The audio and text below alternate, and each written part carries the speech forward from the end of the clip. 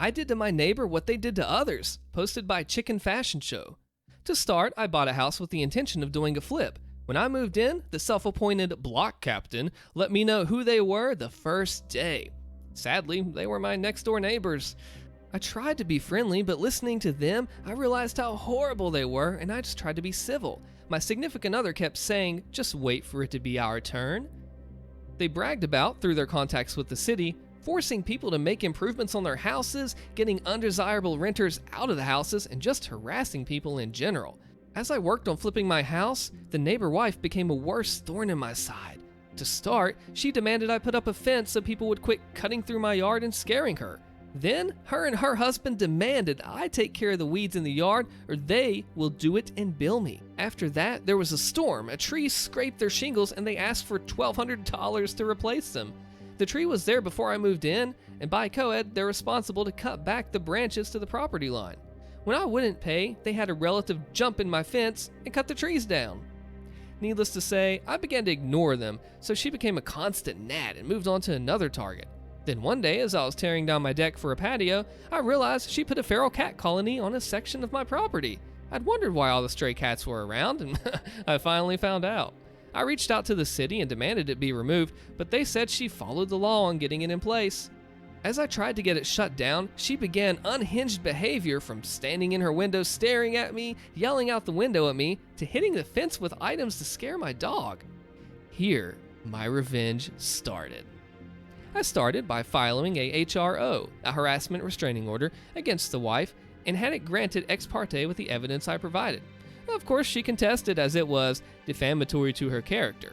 Before the hearing, the husband tried to physically intimidate me, so I filed one against him, and it was also granted ex parte. In the hearing, it came up that there was an HRO against the husband as well, and they dogged being served until I had published it as a means of service. I started to make complaints about them in their house. Also, I made police calls when necessary.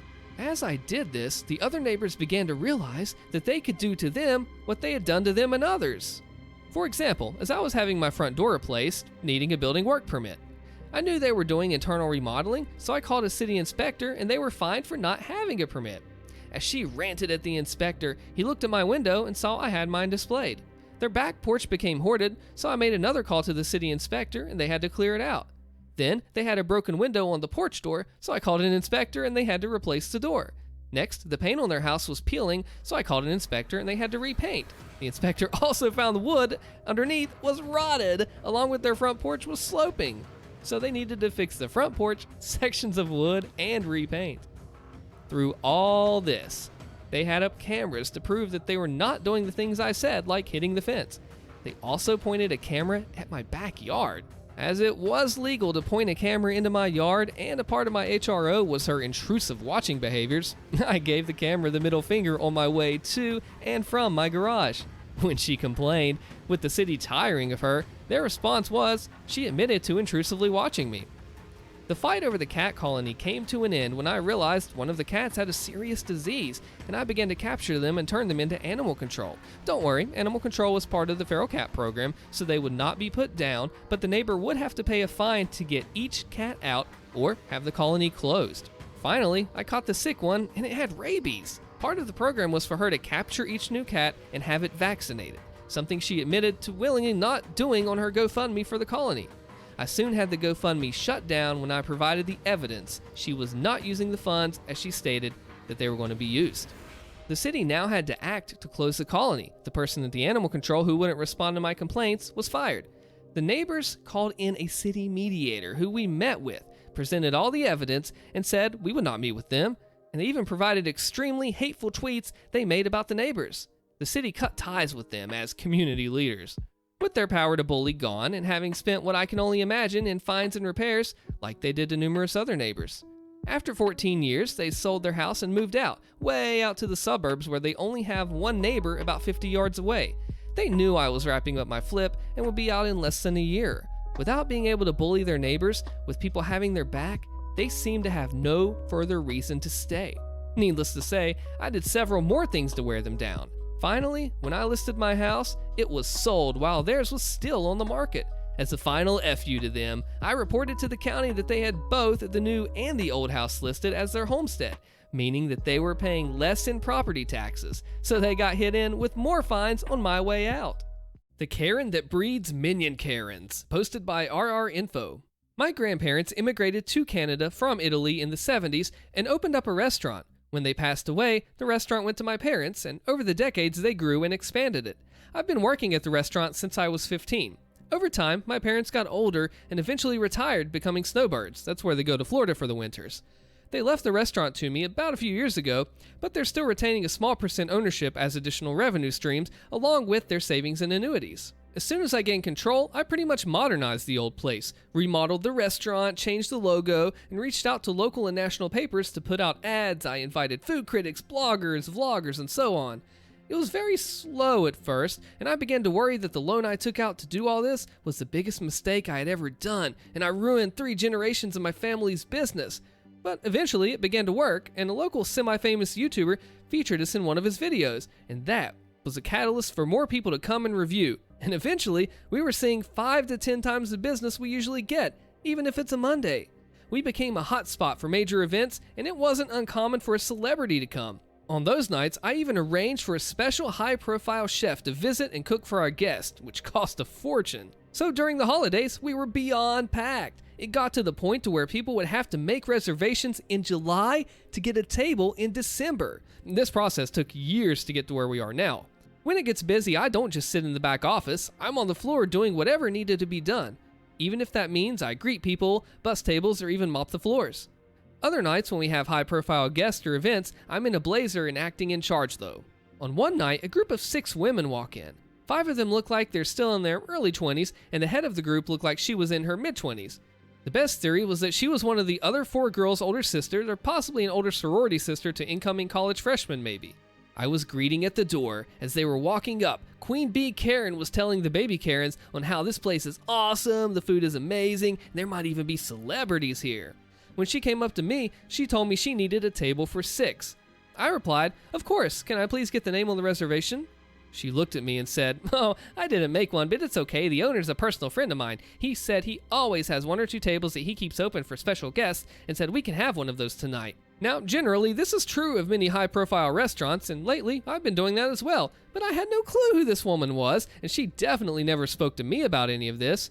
I did get that she was trying to get in without a reservation, but she literally picked the worst person she could possibly talk to and try this. I told her, "I'm sorry, but we can't seat anyone without a reservation, and as you can see, we don't have any seats available." I didn't want to go all out and say that I'm the owner, that we've never spoken before, so I never promised you a thing, because I didn't want to embarrass her in front of the other girls she was with.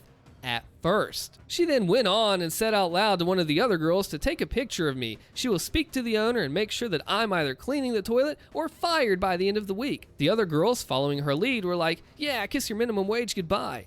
I'm not sure if they were in on it with her, or they honestly thought that she knew the owner. Queen Bee Karen then went on and said, "Look, you can just give us a table, or I can make life very difficult for you. This is not worth losing your job." Constantly just pointing, just trying to put me down, saying things like, "Obviously you aren't anyone here, because if you were, then you would know who I am," and she never even tried to tell me anything other than yes or of course, constantly trying to belittle me and get that table. At this point, it was a long day for me, and the way I saw it, I had 3 options. 1, tell her I'm the owner and just call her out on all this. 2, just give her the table and let it be. Or 3, teach Queen Bee Karen and her little minions a lesson. I chose option 3 for various reasons, including some personality flaws that I am aware that I have, but I like to think it was at least 50% really just wanting to teach her a lesson.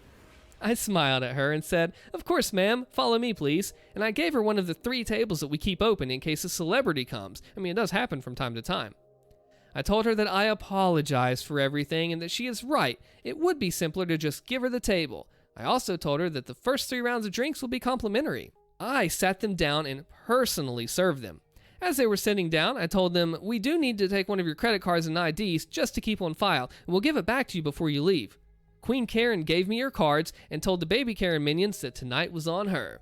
I took their orders and got them their free drinks and told them that due to how busy we are, tonight there might be a delay on the food. All the girls were thinking of and they cared about were their free rounds. They ordered their 3 rounds and still no food, and they eventually called me and asked me to check on it, the whole time giving me the world's most nasty attitude since before they even ordered.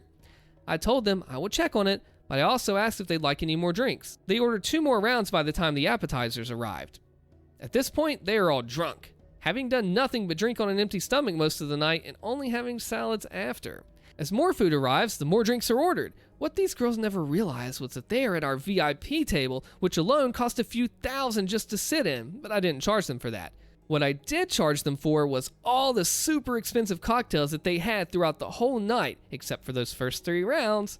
In addition, the table they were sitting in, as mentioned, was VIP, so the menus were a bit different. For one, they don't say prices on them, which is a trade secret, and in addition, it had certain higher-end menu options, such as white truffle, black caviar dishes, and specially imported West Coast oysters, among other things. At one point in the night, I was honestly rethinking what I was doing and thought I might be going too far with these poor girls. They might not know any better, but some things reassured me throughout the night, such as one of the baby Karens asking me if I felt like my life was worthless since all I ever became was a waiter, and also one of my other employees told me how they were discussing how to mess with me to the point that they can just do this whenever they want and I will know to always give them a table. I also overheard them say, "He's cute, but I would never date a waiter like that. He's such a pushover." There were a bunch of comments like that the whole night. So I kept on with their life lesson. By the end of the night, each girl racked up a bill in the range of $500 to $600 per girl. When I handed Queen Karen the bill of $4,232.23 with tax and tip included, of course, I have never seen anyone sober up so quickly. She went from laughing and giggling with her friends to nearly in tears. She called me over instantly and asked if this was some kind of joke. I took the bill, looked it over, and said, "Oh yes, I apologize. I'll get you the correct bill in a moment." Again, she felt a complete sense of relief, thinking she got someone else's bill, called me an idiot, and then went on talking with her friends. To be fair, I did make a mistake. I did forget to count her 8th order of a dozen oysters that cost about $120 per order. So I gladly just went back and added it onto the order. When I went back to give her the correct bill, she flipped out again, going crazy, and I just asked her if there was something on the bill that she didn't order.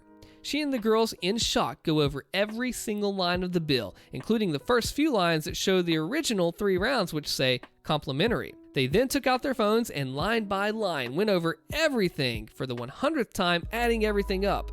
Extremely rattled, Queen Bee Karen simply said that, "1 second, I need to use the washroom." Part of me thought that she just might pull a dine and dash and leave the baby Karens with the bill, but kinda low-key I did in a way remind her that we had her ID and credit card without making it obvious that I thought she was going to run out on the bill. 10 minutes later, she comes back with new makeup. Obviously she'd been crying, and makes up a whole story on how the food was awful, the drinks were bad, and so on, demanding that as a bare minimum, I should cut the bill in half with the agreement that the baby Karens will chip in, even though she originally told them the night out would be on her. Then, as if a light bulb went off in her head, she again mentioned her relationship with the owner as if it were to give me an additional incentive to cut the bill in half. Holding back a grin at this point, I told her no. Just no, I can't change the bill. She whips out her phone and shows me a series of texts with someone called my restaurant's name owner, which pretty much I realized was what she was doing in the bathroom, just probably changed one of her other Karen minions' contact name and deleted the previous text to start this new script. I read them and then clicked on the contact info and told her that's not the owner's cell phone number. Her reply was, "He has multiple phones for business and stuff. Of course you don't know all his numbers." I remember, wow, this girl thought of everything except I'm the actual owner. I told her, how about this? If we call him and he says that it's okay to take 50% off the bill, then I'll do it. Her reply was a yelling and screaming over the time where the few remaining customers all begin looking, and I knew, okay, it's time to end this. I told her already in a less accommodating voice, "Cut the crap, little girl. You don't know the owner. You've never been here before, and if you keep yelling, I'll call the police." Her demeanor changed, and she was trying to defend herself the best she could. My reply to her weak comebacks was, "My grandparents founded this restaurant. My family's been running this place for generations. I have worked here almost my entire life. I am the one and only owner of this restaurant, and I have never once seen you, heard of you, and I definitely never made a stranger that I don't know and have never met before tonight any promises." The mini Karens were just frozen and didn't even know how to react. Queen Bee Karen was in tears. I said, "Now, I gave you the table you wanted, one of your specially reserved tables for high-end clients, which I didn't charge you for, and I gave you 3 rounds of free drinks. If you don't pay your bill, I will call the cops and hand them your ID." In tears, Queen Karen signed the bill, and the mini Karens took out their purses to give her whatever cash they had, which equaled maybe a couple hundred, with the promise to pay her back more. 2 days later, a man walks into my restaurant fuming and asks one of my bartenders to speak to me. I was in the back office for a bit working, so he waited a good half hour for me. He was Queen Bee Karen's father. She was with him too, keeping her head down. I took them both to my office and showed him highlights of the security cameras, which were especially good quality of audio because they were in the VIP, which we had to keep good records of because we've had other unrelated incidents before. So I showed him most of it, their comments, their orders, their everything. When all was said and done, he stormed out with her and was screaming at her the whole time that they were walking away. I haven't seen or heard from either of them since, but the original bill I gave them, the one that didn't count the $120 oysters, is framed on my desk. When Karen is the manager, posted by Are You Lit 420. This is the story of how I got screwed over by a big old tire store and got my revenge. The manager had a very Karen-y haircut and vibe to her, but I still got what was rightfully mine out of her. Back around 8,000 miles ago, I took my Ford Flex, which was in desperate need of some tread, to get new tires. I was a little low on money, so I took it to Big Old Tires because I had a credit card for the franchise from buying tires there before. Everyone around will tell you that anytime you bring in your car, they will inevitably find some work that needs to be done to try and get more money out of you. I wish I had known this sooner. I went in and the manager was the one to help price tires and find the right ones for me. My Flex had 19-inch rims on it, so the tires that go on them are expensive, but I was paying on a card, so I didn't care. I found the tires that I wanted and opted for a good tire that would last me at least 60,000 miles. I asked her to put the tires on and do an alignment after they get them fitted, and then I go sit down in the waiting area and wait for the job to be complete. I'm sitting in the waiting area when a greasy mechanic comes out of the shop and starts looking around. "Who's got the Ford Flex?" "I do. We went to do your alignment and we found that your inner and outer tie rods are bad all the way around and you need new rear lateral arms. It'll cost about $1,300 to do it here, but we can do it. You want us to get on that?" My jaw dropped. No. "Well, we can't do an alignment on bad parts." "Okay, then just give me the keys, I guess." As I'm signing the final paperwork, the manager is stressing to me that the bad parts I'm driving on could destroy my new tires. My friend, who was actually working there at the time, pulled me aside and told me that they looked like they were wearing down, but that they didn't need to be replaced yet. So I left the store. Fast forward about 8,000 miles later, and it's now April. The inside of my tires on the rear had been worn down completely smooth. The front tires only had about half the tread life remaining, and I'm still making payments on the tires. When I'm driving down the road, there's a steady noise coming from the tires from being so unevenly worn down. It was around this time that I had finally gotten money together to fix my bad parts. So I go to my mechanic, who is honest and had never tried to pull the wool over my eyes and will give me a decent price. I tell him what the mechanic and manager at Big O Tires told me was wrong with it and tell him to get it fixed and hand him the keys. About 3 hours later, he calls me back. "Hey, I'm looking at your car and the only thing that was wrong with it was that you had a stuck right rear brake caliper." "So everything else is fine?" "Yeah, everything to do with your suspension was in perfect shape. No play in the tie rods. It looks like you just need an alignment pretty badly." "Okay, thank you. Will you put a new caliper on there for me?" "Yeah, I'm on it. If I was you, I'd take it down to the dealership. They do all my alignment, and they aren't going to pull any bullcrap on you like that." "Okay, thanks." After hearing that my parts were fine and my tires could have been saved by a simple alignment, I was livid. So I called up the Big O and the conversation was pretty short. I'm not going to post the entire conversation, but to sum it up, she told me that she wasn't trying to say my mechanic was lying, but that he doesn't have a laser rack or the proper equipment to know if those parts are bad. She then goes on to explain in great detail why my parts were bad and try to make me feel stupid. She wanted me to have him replace all those parts and bring it in for an alignment. I told her I'd see what Tony Brown had to say about it. When I pulled up to the dealership, I walked in and told them what happened and what was supposedly bad with my car, and they did the alignment with no fuss and cheaper. So the next day after I got home from work, I pulled in the driveway of my house and looked at my passenger seat where my ticket was for the alignment I'd gotten done. Something just took me over and I put my car into reverse, pulled out of my driveway, and started heading to the Big O. I called my mom on the way because she knew what I was going through and how stressful it was for me, and I told her I was about to go make a show in front of their customers and see where I can make things go from there. She was excited and wanted to listen in, so I left her on the phone with my Bluetooth headphones around my neck where she could hear everything.